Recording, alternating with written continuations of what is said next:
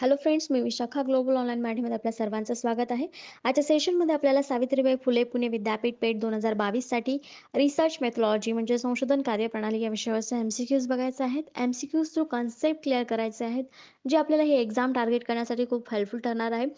MCQ practice देखील आपल्या या सिरीजमध्ये होत आहे, ज्याचं हे आजचा आपलं 19वा लेक्चर आहे. ऑलरेडी 18 लेक्चर्स कंप्लीट झालेले आहेत पूर्णपणे रिसर्च मेथॉलॉजी पार्ट वरचे, ते देखील तुम्ही पाहू शकता.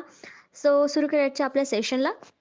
सेशन स्टार्ट करण्यापूर्वी एक इम्पॉर्टंट सूचना आहे किंवा संधी आहे त्या स्टुडंटसाठी, जे स्टुडंट्स खरंच ही एक्झाम सावित्रीबाई फुले पुणे विद्यापीठ पेठ 2022 क्लिअर करू इच्छितात. त्यांच्यासाठी आम्ही एक स्पेशल संधी घेऊन आलो आहोत, ती म्हणजे रिसर्च मेथॉलॉजीवरचा फुल सिलेबस कोर्स आम्ही घेऊन आलो आहोत.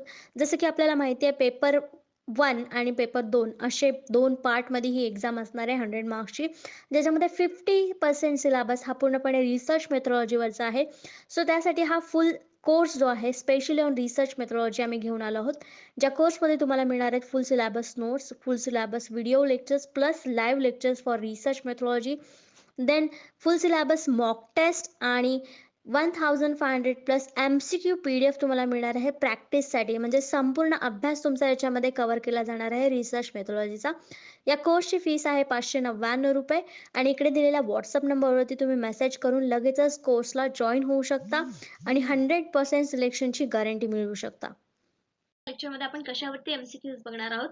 तर आज आपण 2 युनिट घेतोय, जे आहे युनिट 6 आणि दुसरा आहे युनिट 7. तर युनिट 6 मध्ये काय आहे, methods of research, sample survey, methods of research इथे, त्याच्यानंतर sample survey, case study, life history, ethnography, historical and interview, हे सगळे जे पॉइंट्स आहेत ते आपल्याला MCQ थ्रू क्लिअर करायचे आहेत. जसं की आपल्याला हे आधी झालेलं आहे, पण यावरती अजून कसे वेगवेगळे क्वेश्चन्स येऊ शकतात ते आपल्याला बघायचे आहे. म्हणूनच मी दुसरं सेम युनिट, जे 7 नंबरचं युनिट आहे ते घेतलेलं आहे आपल्याला. त्याच्यामध्ये देखील टूल्स ऑफ डेटा कलेक्शन, मग त्याच्यामध्ये क्वेश्चन आहेत, interview schedule, observation and types of observation, focus group discussion, scale and scaling techniques, interview guide आणि फील्ड डायरी, जे आहे पॉइंट्स आहेत ते आपल्याला MCQ थ्रू क्लिअर करायचे आहेत, कन्सेप्ट ज्या पेट एक्झामसाठी आपल्याला उपयुक्त आहेत. त्याचा आपण पहिला प्रश्न बघतोय. In the opening of case study, Lee and colleague illustrate the use of which method in cultural research. इथे प्रश्न दिलेला आहे. ली एक शास्त्रज्ञ आहे. In the opening case study, the Lee and the colleague illustrate the use of which method in cultural research. सुरुवातीच्या केस study मध्ये ली आणि सहकारी यांनी सांस्कृतिक संशोधनात कोणत्या पद्धतीचा वापर करतात हे स्पष्ट केले आहे. तर ऑप्शन आहे सर्वे, नेक्स्ट आहे एक्सपेरिमेंट, तिसरा आहे इथनोग्राफिक इंटरव्ह्यू आणि डी आहे ऑब्झर्वेशन म्हणजे निरीक्षण. तर याच्यामध्ये कोणत्या पद्धतीचा वापर केला जातो, तर याचं करेक्ट आन्सर आहे सी, इथनोग्राफिक इंटरव्ह्यू. तर ही कन्सेप्ट आपल्याला आधी आलेली नाही. आपला जो सिलेबस किंवा व्हिडिओ सिरीज चालू झाल्यापासून ही एक नवीन कन्सेप्ट आपल्याला मिळालेली आहे. म्हणून याचं करेक्ट आन्सर मी डायरेक्ट सांगितलं, जे आहे इथनोग्राफिक इंटरव्ह्यू. तर ली आणि कलिग ओपनिंग केस स्टडीच्या बाबतीत कल्चरल रिसर्च करताना या प्रकारची पद्धत वापरतात, इथनोग्राफिक इंटरव्ह्यू. तर ते काय आहे आपण समजून घेऊया. सुरुवातीला द ओपन केस स्टडीज म्हणजे काय आहे ते बघूया. The open case studies project and educational resource that educators can use in classroom to teach students how to effectively derive knowledge from data in a real world challenges. इथे general आपल्याला meaning सांगितलेलं आहे की open केस studies म्हणजे काय, की educators जे आहेत ते आपल्या लाईव्हली गोष्टीमधून स्टुडंट्सला एक्झाम्पल्स देत असतात, शिकवत असतात, नॉलेज देत असतात आणि त्यातूनच मग ते लाईव्हली स्टुडंट्स त्याच्यावरची इन्फॉर्मेशन समजून घेतात, नॉलेज जे घेतात ते त्याचा एक्झाम्पल म्हणजे जी वस्तूचा उपयोग खरा आहे ते प्रॅक्टिकल यूज त्यांना तिथे कळून येतो. तर त्याला आपण द ओपन केस स्टडीज असं म्हणू शकतो. मग इथनोग्राफिक इंटरव्ह्यू काय आहे. Ethnographic interview is a type of qualitative research that combines immersive observation and direct one on one interviews. In anthropology, ethnographic research spends years living immersed in the cultures they study in order to understand behavior and social rituals of the entire culture. तर ethnographic interview मध्ये काय असतं, हा qualitative प्रकारचा research असतो आणि त्याच्यामध्ये observation असतं आणि शिवाय डायरेक्ट एका एका पर्सनला एका वेळेस वन ऑन वन दिलेला आहे. म्हणजे एका वेळेला एक इंटरव्ह्यूअर त्याचा इंटरव्ह्यू घेणार. नेक्स्ट नेक्स्ट जेव्हा व्यक्ती येईल तेव्हा नेक्स्ट व्यक्तीला सुद्धा एकदाच घ्यायचा. दोघांना एकत्र घेऊन इंटरव्ह्यू नाही करायचा किंवा एखाद्या ग्रुपला घेऊन देखील तुम्ही इंटरव्ह्यू नाही घेऊ शकत. म्हणून एका वेळेस फक्त एकाचा interview one on one interviews घेतले जातात इथनोग्राफिक इंटरव्ह्यूमध्ये. मग याचा उपयोग म्हणजे काय केला जातो? Ethnographic research spends year living immerse in the cultures they study. म्हणजे जे जे हे रिसर्चर्स जे असतात इथनोग्राफिक रिसर्च करणारे ते इयर स्पेंड करतात, म्हणजे भरपूर 1-2 वर्ष किंवा असे इयर स्पेंड करतात त्या कल्चरमध्ये राहून समजून घेऊन त्याच्यातल्या काही गोष्टी किंवा तिथे राहणाऱ्या व्यक्तींचं बिहेवियर वागणूक किंवा सोशल रिच्युअल्स जे आहेत ते समजून घेतात.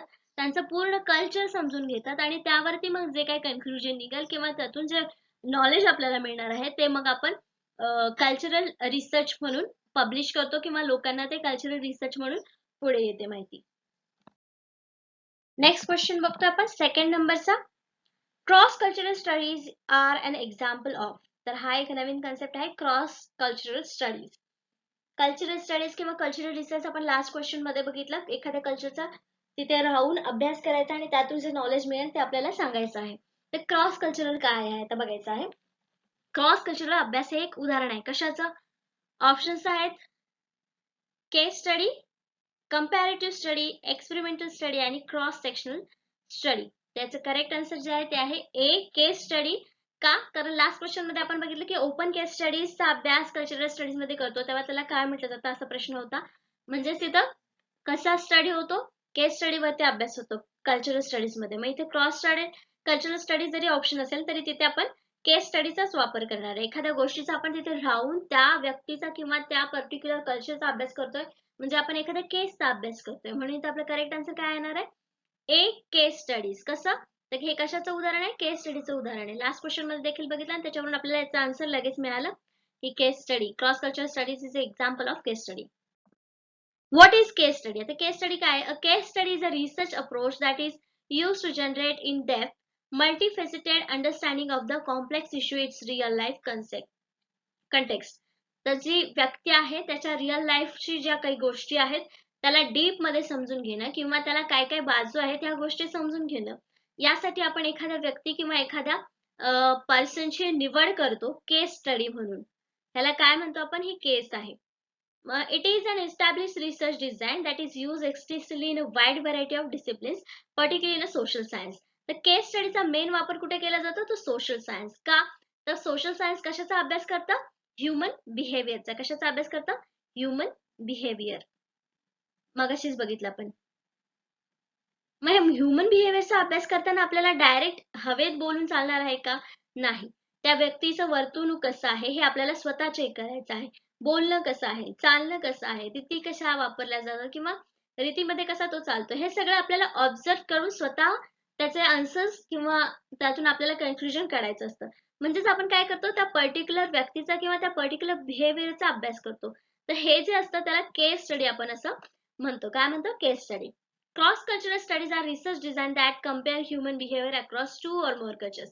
तर केस स्टडी काय? आपल्याला सुरुवातीला समजलं की एखाद्या व्यक्तीचा किंवा एखाद्या गोष्टीचा एखाद्या कल्चरचा आपण एक वस्तूचा प्रॉपर ऑब्झर्वेशन करून केस म्हणून अभ्यास करतो तेव्हा ते एक केस स्टडी असते. मग इथे क्रॉस कल्चरल स्टडीज म्हणजे काय? तर एकाच वेळी दोन किंवा त्यापेक्षा अधिक कल्चरचा अभ्यास करणं म्हणजे क्रॉस कल्चरल स्टडीज इथे आपण म्हणतो. नेक्स्ट क्वेश्चन बघतोय आपण थर्ड नंबरचा. काय आहे question? Which of the following is a problem associated with survey research. तर एकदा आपण एका लेक्चर मध्ये बघितलंय की सर्वे रिसर्च काय आहे. सर्वे करून आपण तो रिसर्च करतो त्याला सर्वे रिसर्च म्हणतात. तसं जनरल स्टेटमेंट आपण करू शकतो. पण त्याचा दिलेल्या ऑप्शन्स पैकी कुठला प्रॉब्लेम आहे सर्वे रिसर्च मध्ये? सर्वेक्षण संशोधनाशी संबंधित खालीलपैकी कोणती समस्या आहे? ऑप्शन्स आहेत द प्रॉब्लेम ऑफ ऑब्जेक्टिव्हिटी, वस्तुनिष्ठतेची समस्या. जर आपण प्रत्येक व्यक्तीकडून इंडिव्हिज्युअली माहिती घेतोय तर त्याची वस्तुनिष्ठतेची समस्या असेल का? नाही. मग प्रॉब्लेम ऑफ गोइंग नेटिव्ह म्हणजे मूळ जातची समस्या. मूळ जात म्हणजे इथे आपण असं समजूया की मूळ गोष्टीपर्यंत पोहोचण्यासाठीची प्रॉब्लेम. तर हा प्रॉब्लेम सुद्धा आपल्याला येणार नाही कारण आपण इंडिव्हिज्युअली क्वेश्चन विचारतोय सर्वे रिसर्च मध्ये. मग द प्रॉब्लेम ऑफ ओमिशन वगळण्याची समस्या. ही समस्या असू शकते का जी सर्वे रिसर्च मध्ये होऊ शकते? होऊ शकते. नेक्स्ट ऑप्शन आहे द प्रॉब्लेम ऑफ रिबर्समेंट मजबूतीची समस्या. मजबूतीची तर नाही कारण आपण ऑब्झर्व प्रत्येकी इंडिव्हिज्युअल सर्वे करत असल्यामुळे त्यांच्याकडून आपण वैयक्तिक माहिती ही लगेच मिळवतो. पण यातून एक समस्या सर्वे रिसर्च मध्ये येते ती म्हणजे वगळण्याची. कसं?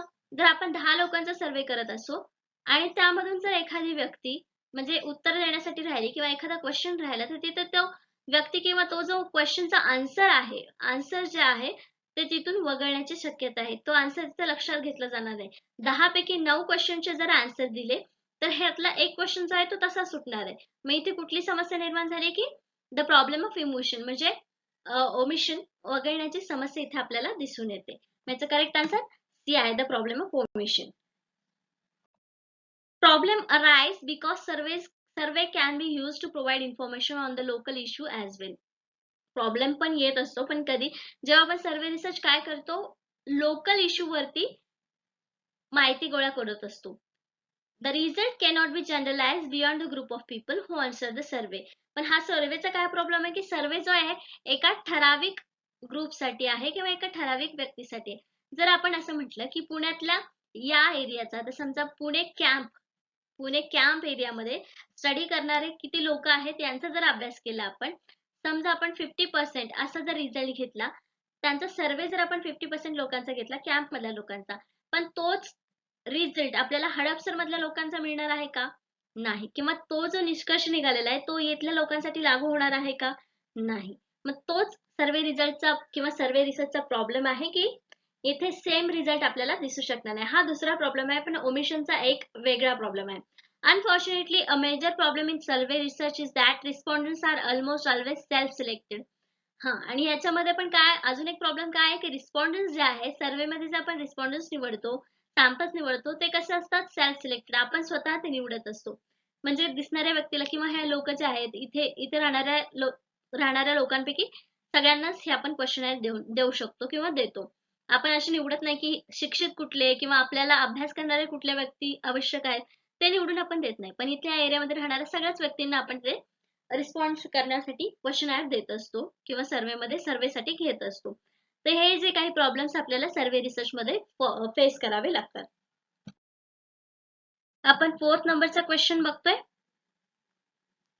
Which of this is not a method of data collection? Data कलेक्शनच्या दोन पद्धती आहेत. एक प्रायमरी आणि सेकंडरी हे दोन्ही माहिती आपल्याला त्याच्यामध्ये मग वेगळे आहे. प्रायमरी मध्ये कुठले सेकंडरी मध्ये कुठले हे आपण लास्ट लेक्चर मध्ये किंवा त्याच्या आधीच्या लेक्चर मध्ये बघितलेलं आहे. तर प्रश्न असा आहे यापैकी कोणती डेटा गोळा करण्याची पद्धत नाही. आता याचं करेक्ट आन्सर आपल्याला सहज मिळालं पाहिजे कारण आपल्याला माहिती आहे कुठलं प्रायमरी आणि कुठलं सेकंडरी आहे. तर क्वेश्चन ऑप्शन्स आहेत, क्वेश्चन आहे, इंटरव्ह्यू, एक्सपेरिमेंट अँड ऑब्झर्वेशन. तर ऑब्विसली हे जे ऑप्शन मध्ये दिलेले कुठल्या प्रकारचे डेटा कलेक्शन मेथड आहेत तर ते आहेत प्रायमरी. आपण आधी बघितलेलं त्याच्यावरून सांगू शकतो की हे जे सगळे आहेत ते प्रायमरी आहे. पण ऑप्शन्स पैकी एक जो चुकीचा आन्सर आहे तो कुठलाच डेटा कलेक्शनचे मेथड नाहीये. नॉट क्वेश्चन मध्ये दिलेलं की नॉट. मग याचं करेक्ट आन्सर काय आहे? सी. कारण क्वेश्चन आहे इंटरव्ह्यू ऑब्झर्वेशन. स्वतः व्यक्ती तिथे प्रेझेंट असतो आणि स्वतः त्याची माहिती कलेक्ट करत असतो म्हणजे तो प्रायमरी डेटा कलेक्शन मेथड आहे. पण एक्सपेरिमेंट त्याच्यामध्ये नाहीये म्हणून इथे करेक्ट आन्सर जे आलेले आहे ते आहे सी, प्रयोग किंवा एक्सपेरिमेंट. इथे समोर फिगर मध्ये आपल्याला दिसतंय की हे मेथड्स आहेत. हे आहेत प्रायमरी आणि हे आहेत सेकंडरी. कारण इथे दिलेलं आहे त्यांनी primary data collection method, secondary data collection method. Primary मध्ये statistical method, survey, polls, interview, Delphi technique, focus group हे सगळे प्रायमरी डेटाचे आहेत. आणि सेकंडरी डेटामध्ये काय financial report, sales report, government report, mission, vision statement आणि दुसरं इंटरनेट. हे का सेकंडरी म्हटले जातात कारण हे ऑलरेडी कोणीतरी माहिती सर्च करून ठेवलेले हे आपण यूज करणार आहेत सेकंड टाइम म्हणून हे सेकंडरी डेटा कलेक्शन मेथड्स आहेत किंवा सोर्स आहेत.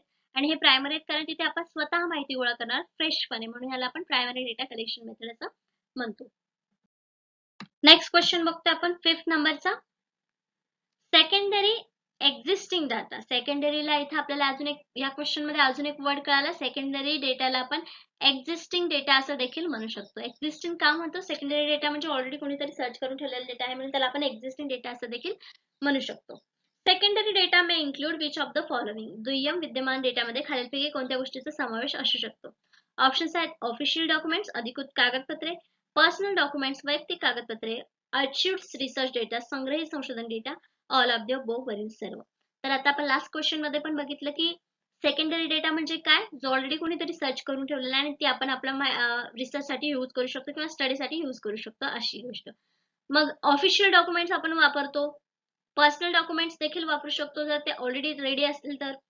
त्याच्यानंतर संग्रहित केलेला डेटा, संशोधन डेटा जो आहे तो सुद्धा आपण आपल्याला अभ्यासासाठी वापरू शकतो. तर हे तिन्ही गोष्टी आपण इथे वापरू शकतो, म्हणजेच आपलं करेक्ट आन्सर इथे काय असणार आहे, ऑल ऑफ द अबोव्ह वरील सर्व. डी करेक्ट ऑप्शन आहे इथं. वरील सर्व जे पॉइंट्स आहेत किंवा ज्या गोष्टी आहेत त्या आपण सेकंडरी डेटा म्हणून यूज करू शकतो किंवा त्यांचा समावेश सेकंडरी डेटामध्ये केला जातो.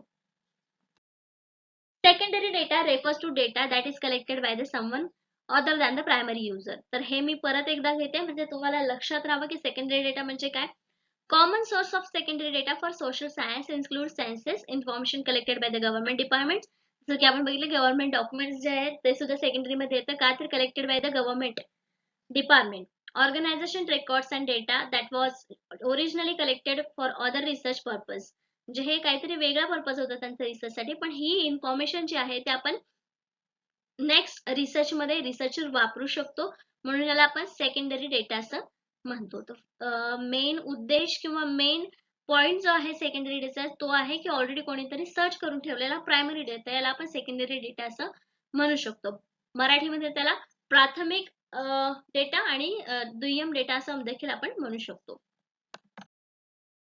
6 नंबरचा क्वेश्चन बघतोय. An item that directs participants to different follow-ups question depending on their response is called. एखादी वस्तू जी सहभागींना त्यांच्या प्रतिसादावर अवलंबून विविध फॉलोअप प्रश्नाकडे निर्देशित करते त्याला डॅश डॅश म्हणतात. तर इथे काय सांगितलेलं आहे त्यांनी, असा क्वेश्चन विचारला आपण की तुम्हाला हे पुस्तक आवडतं का, एक प्रश्न झाला. त्याने जर उत्तर दिलं हो तर का, हा पुढचा प्रश्न आपण त्याच्यावर विचारतो. म्हणजे जे आयटम्स आहेत किंवा क्वेश्चन्स जे आहेत ते फॉलोअप क्वेश्चन डिपेंडिंग असतात, त्याच्यावरती काय आन्सर येतं, फीडबॅक येतो, त्याच्यावरती मग आपण दुसरा क्वेश्चन विचारतो. तर या प्रकारच्या प्रश्नाला काय म्हणतात असं दिलेलं आहे. ऑप्शन्स आहेत रिस्पॉन्स सेट, प्रतिसाद संच. प्रतिसाद देतो म्हणून तो प्रश्न संच नाही, आपल्याला प्रश्न विचारलेला आहे की तो त्याच्यावर दुसरा क्वेश्चन अवलंबून असतो त्याला काय म्हणतात, कुठला क्वेश्चन म्हणतात. नेक्स्ट ऑप्शन आहे प्रोब, प्रोब पण नाही. सी आहे सिमॅन्टिक डिफरन्शियल, अर्थपूर्ण विभेद. आणि डी ऑप्शन आहे कॉन्टिजेन्सी क्वेश्चन, आकस्मिकता क्वेश्चन. तर मग इथं करेक्ट आन्सर आपल्याला ऑप्शन वरूनच लक्षात येतोय, जे आहे करेक्ट आन्सर इथं आहे कॉन्टिजेन्सी, आकस्मिक क्वेश्चन. याला आकस्मिक क्वेश्चन का म्हटलं असेल, कारण पुढचं रिझन आपल्याला जाणून घ्यायचंय किंवा त्याच्यावरची आणखी माहिती डीप मध्ये जर आपल्याला हवी असेल तर त्याच्यावरती डिपेंड, म्हणजे उत्तरावरती डिपेंड आपण नेक्स्ट क्वेश्चन करत असतो, म्हणून त्याला कॉन्टिजेन्सी क्वेश्चन, आकस्मिकता प्रश्न असं म्हटलं जातं. Contingency question, a survey question intended for only some respondent determined by the responses to some other questions. म्हणजे काही वेळेस सर्वे करताना देखील आपल्याला क्वेश्चन मध्ये असे प्रश्न येतात की होय असेल तर का आणि नाही असेल तर ओके नेक्स्ट क्वेश्चन, असे रिस्पॉन्ड वर अवलंबून हे क्वेश्चन्स असतात. For example, all respondents might be asked whether they belong to the Cosa Nostra and only those who said yes would be asked how often they go to company meeting and picnics. ते इथे त्यांनी विचारलेलं आहे की example असं दिले की यापैकी किती लोक कोसा नोस्ट्राशी रिलेटेड आहेत आणि त्या जर असतील तर त्यापैकी किती लोक हे कंपनीच्या मीटिंगला किती वेळेस जातात आणि पिकनिकला किती वेळेस जातात. अशा प्रकारचे क्वेश्चन्स हे एका फीडबॅकवर डिपेंड असतात. त्याला कॉन्टिजेन्सी म्हणजे इमर्जन्सी क्वेश्चन किंवा आकस्मिक प्रश्न असं देखील त्याला म्हटलं जातं. नेक्स्ट क्वेश्चन आहे 7th नंबरचा. Open ended question provide primary dash dash data. Open ended प्रश्न प्रामुख्याने डॅश डॅश डेटा प्रदान करतात. कुठला डेटा प्रदान करतात, तर पहिल्यांदा आपल्याला समजून घेतलं पाहिजे ओपन एंडेड क्वेश्चन काय आणि क्लोज एंडेड क्वेश्चन काय. तर क्लोज एंडेड क्वेश्चन म्हणजे येस नो टाइप क्वेश्चन, ज्याच्यामध्ये त्याला एंड आहे, काहीतरी म्हणजे एक आन्सर दिलं, एक शब्दात आन्सर दिलं तरी ते संपतं, त्याला क्लोज एंडेड क्वेश्चन म्हणतात. आणि ते ओपन एंडेड क्वेश्चन बद्दल विचारलंय. ओपन एंडेड म्हणजे त्याला एंड नाहीये किंवा कितीही प्रश्नात, कितीही शब्दात किंवा कितीही वाक्यात तुम्ही त्याचं आन्सर देऊ शकतात. तर अशा प्रकारचे क्वेश्चन्स प्रायमरी डेटामध्ये कोणत्या प्रकारचा डेटा प्रदान करतात. तर डेटाचे पण प्रकार बघितलेले आपण, क्वांटिटेटिव्ह डेटा किंवा क्वालिटेटिव्ह डेटा. तर ह्यापैकी कुठला डेटा प्रदान करतात, म्हणजे थोडक्यात आपल्याला कुठला आन्सर द्यायचं हे इथे लक्षात यायला पाहिजे. ऑप्शन्स आहेत confirmatory data, qualitative data, predictive data, none of the above. वरीलपैकी काही नाही. त्याचं करेक्ट आन्सर सिम्पली आहे एकच ऑप्शन आपल्याला इथे दिसत जे आहे बी क्वालिटेटिव्ह डेटा. कारण ओपन एंडेड क्वेश्चन मग बघितलं आपण काय आहे की त्याच्यामध्ये तुम्ही मोठी मोठी उत्तरं देखील देऊ शकता, त्याला एंड नाही असे. म्हणजेच त्याचं डिस्क्रिप्टिव्ह आन्सर तिथे येणार आणि म्हणजे तिथे डिस्क्रिप्टिव्ह इन्फॉर्मेशन आपल्याला मिळाली म्हणजे डेटा सुद्धा कसा असणार आहे तिथे क्वालिटेटिव्ह डेटा असणार आहे. म्हणून आपल्या इथे करेक्ट आन्सर बी आलेले आहे. क्वालिटेटिव्ह डेटा गुणात्मक डेटा इथे आपल्याला प्रदान होणार आहे किंवा प्राप्त होणार आहे. Qualitative data is defined as the data that approximate and characterise. म्हणजे ह्याच्यामध्ये काहीतरी वैशिष्ट्य असतात. Qualitative data can be observed and recorded. Qualitative data जो आहे हा निरीक्षण करून केला जाऊ शकतो किंवा रेकॉर्ड सुद्धा केला जातो म्हणजे नोंद घेऊ शकतो. This data type is non numerical in nature. हे आपल्याला माहिती आहे की नॉन न्यूमेरिकल इन नेचर असतो हा क्वालिटेटिव्ह डेटा. म्हणजे जेव्हा आपण क्वेश्चन ओपन एंडेड क्वेश्चन विचारतो तेव्हा क्वालिटेटिव्ह नसणार आहे, डिस्क्रिप्शन असणार आहे त्याच्यामध्ये म्हणजेच तो क्वालिटेटिव्ह डेटा असणार आहे. This type of data is collected through methods of observation. म्हणजे हे या प्रकारचा जे डेटा आहे तो आपण ऑब्झर्वेशन मेथड मधून घेऊ शकतो. म्हणजे एक कळालं आपल्याला की हा डेटा कशातून मिळतो आपल्याला ऑब्झर्वेशन. नेक्स्ट काय आहे वन टू वन इंटरव्ह्यूज. तर ह्याच्यातून देखील आपल्याला क्वालिटेटिव्ह डेटा मिळू शकतो. कसा 1 to 1 इंटरव्ह्यू. नेक्स्ट आहे कंडक्टिंग फोकस ग्रुप्स. म्हणजे फोकस ग्रुप मधून सुद्धा आपल्याला क्वालिटेटिव्ह प्रकारचा डेटा मिळणार आहे. And similar methods. म्हणजे हे तीन जे आहेत यातून तर आपल्याला क्वालिटेटिव्ह डेटा मिळणारच आहे, पण या प्रकारचे जे सिमिलर मेथड्स आपण वापरतो आपल्या क्वेश्चन आयर वगैरे, पण त्याच्यामध्ये डिस्क्रिप्टिव्ह आन्सर असले पाहिजेत. यासारख्याला आपण काय म्हणू शकतो क्वालिटेटिव्ह डेटा किंवा यातून जे इन्फॉर्मेशन मिळतं नॉलेज मिळतं त्याला आपण क्वालिटेटिव्ह डेटा असं डिफाईन करतो किंवा बोलतो. नेक्स्ट क्वेश्चन आहे 8 नंबरचा जो आपण बघतोय. Which of the following is true concerning observation. निरीक्षणाबाबत खालीलपैकी कोणते सत्य आहे. ऑप्शन्स आहेत it takes less time than self report approaches. Self report दृष्टिकोनापेक्षा कमी वेळ लागतो. It cost less money than self report approaches. Self report दृष्टिकोनापेक्षा कमी खर्च किंवा पैसे कमी खर्च होतात. तर पहिलं ऑप्शन बघितलं तिथे कमी वेळ लागतो, हे चुकीचं आहे. ऑब्झर्वेशन कितीही वेळ चालू शकतं म्हणून इथे हे सुद्धा आन्सर चुकीचं आहे. नेक्स्ट विचारलं की कमी पैसे खर्च होतात. ट्रॅव्हलिंग करून आपण वेगवेगळ्या भागामध्ये जर ऑब्झर्वेशन करणार असेल तर तिथे पैसे कमी लागतील असं होणार नाही. म्हणून हे सुद्धा इथे आपलं आन्सर नाही होणार. आणि हे दोन कॅन्सल झाले म्हणजे ऑल ऑफ द अबोव किंवा वरील सर्व सुद्धा होणार नाही म्हणजे हे सुद्धा cut. It is often not possible to determine exactly why the people behave as they do. लोक त्यांच्यासारखे का वागतात हे निश्चित करणे अनेकदा शक्य नसते. ही गोष्ट जी आहे त्या ऑब्झर्वेशन बद्दल आपण खरी आहे असं आपण मानू दिलेल्या ऑप्शन्स पैकी. म्हणजे आपलं करेक्ट आन्सर इथे काय असणार आहे C. It is often not possible to determine exactly why the people behave as they do. हे ऑब्झर्व करणं किंवा हे जे सत्य आहे निरीक्षणाबाबतचं आहे आणि बाकीच्या ज्या गोष्टी आहेत ते तिथे लागू होत नाही निरीक्षणासाठी. म्हणून आपलं करेक्ट आन्सर इथे सी आलेलं आहे.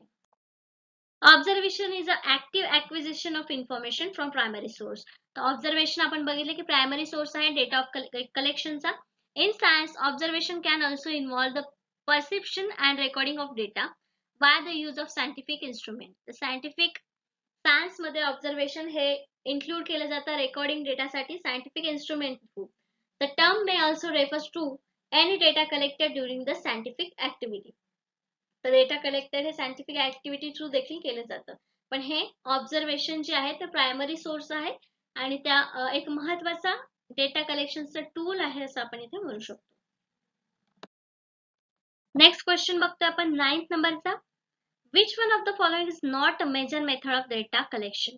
खालीलपैकी कोणती माहिती संकलनाची प्रमुख पद्धत नाही हे आपल्याला सांगायचं आहे.